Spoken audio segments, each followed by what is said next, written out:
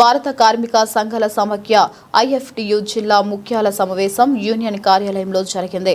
ఈ సందర్భంగా ఐఎఫ్టియు రాష్ట్ర అధ్యక్షులు ఐ కృష్ణ మాట్లాడుతూ కేంద్రంలో నరేంద్ర మోడీ ప్రభుత్వం 29 కార్మిక చట్టాలను 4 లేబర్ కోడ్లుగా మార్చి కార్మికులను బానిసలుగా మార్చే కుట్రకు పూనుకుందని 2026 ఏప్రిల్ 1 నుండి అమల్లోకి వస్తున్న లేబర్ కోడ్స్ కార్మిక వర్గానికి ఉరితాళ్లు కానున్నాయని, కనుక ఈ దేశ కార్మిక వర్గానికి మరణ శాసనాలైన 4 లేబర్ కోడ్స్ ను వెంటనే రద్దు చేయాలని కేంద్ర బీజేపీ ప్రభుత్వాన్ని భారత కార్మిక సంఘాల సమస్య డిమాండ్ చేస్తుంది. గత ప్రభుత్వం రూపొందించిన రూల్స్ రద్దు చేస్తూ తెలంగాణ రాష్ట్రంలో లేబర్ కోడ్లను అమలు చేయమంటూ రాష్ట్ర ప్రభుత్వం అసెంబ్లీ ద్వారా ఒక తీర్మానాన్ని ఆమోదించి కేంద్ర కార్మిక మంత్రిత్వ శాఖకు పంపాలని కాంగ్రెస్ ప్రభుత్వాన్ని డిమాండ్ చేశారు. లేబర్ కోడ్స్ లో కార్మికుల వేతనాలు, పని పరిస్థితులు, జీవన ప్రమాణాలు పెంచే అంశాలు ఏమైనా ఉన్నాయా అంటే భూతద్దం వేసి చూసినా కనబడవని కార్మిక సంఘాల నిర్వచనాలేనని, పూర్తిగా ఈ కోడ్స్ మార్చేశాయని, వేతనాల విషయంలో యాజమాన్యాలది పూర్తి బాధ్యత అని, రకాల వివాద అంశాలపై తుది నిర్ణయం కేంద్ర ప్రభుత్వమేదని ఈ కోడ్స్ పేర్కొంటున్నాయని అన్నారు.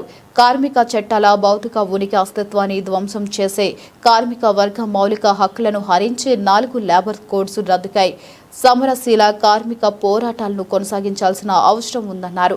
4 లేబర్ కోడ్లు రద్దుకై మార్చి 16న ఐఎఫ్టియు జిల్లా కమిటీ ఆధ్వర్యంలో జరిగే కలెక్టరేట్ వద్ద మహాధర్నాకు జయప్రదం చేయాలని కార్మిక వర్గానికి పిలుపునిచ్చారు.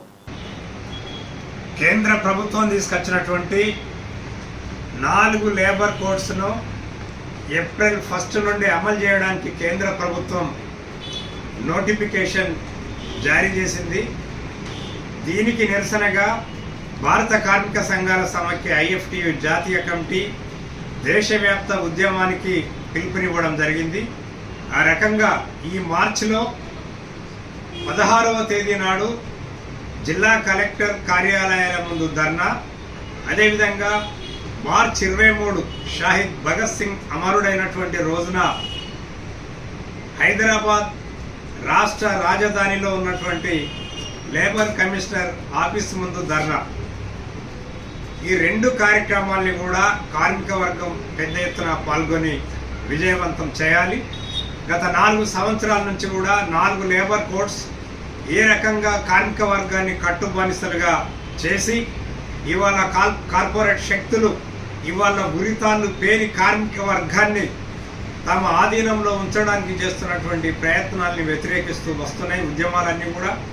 కానీ కేంద్రంలో ఉన్నటువంటి భారతీయ జనతా పార్టీ నరేంద్ర మోడీ ప్రభుత్వం ఏమాత్రం కూడా లెక్క చేయకుండా కార్మిక సంఘాల విజ్ఞప్తిని, కార్మిక సంఘాల మనోభావాల్ని, కార్మిక సంఘ ఉద్యమాల్ని కూడా లెక్క చేయకుండా నిర్దాక్షిణ్యంగా ఏప్రిల్ 1 నుండి అమలు చేయడానికి పూనుకున్నాడు. దీన్ని భారత కార్మిక వర్గం, సింగరేణి కార్మిక వర్గం తీవ్రంగా మనం వ్యతిరేకించాల్సినటువంటి సందర్భం ఇది.